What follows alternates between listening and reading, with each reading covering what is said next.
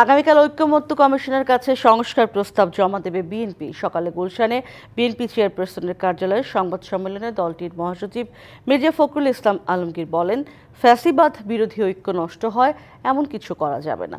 জনপ্রত্যাশা অনুযায়ী সংস্কার বাস্তবায়ন করতে একটি নির্বাচিত সংসদ দরকার।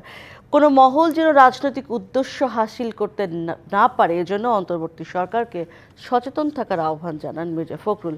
বলেন, এই সরকারের এখন মূল দায়িত্ব ঐক্যমত্যের ভিত্তিতে ন্যূনতম সংস্কার শেষে নির্বাচনের ব্যবস্থা করা।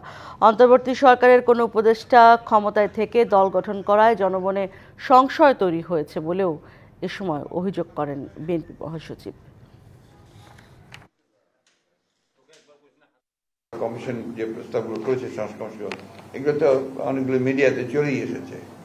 দেখবেন যে তাদের প্রস্তাবের সঙ্গে আপনার ওই রাজনৈতিক দলগুলোর বা ব্যক্তিদের প্রস্তাব অনেকটাই আপনার একই রকম আসছে। স্পেসিফিক এখন আমি বলতে চাচ্ছি না, এটা আমরা কালকে আমাদের যে টিম যাবে সেই টিম গিয়ে তারা কথাবার্তা বলার পরে তারা সেই বিষয়ে কথা বলবে। উৎসবের খুশি হবে নগদে বেশি, কারণ ঘন্টায় ঘন্টায় আছে গিফট জেতার সুযোগ।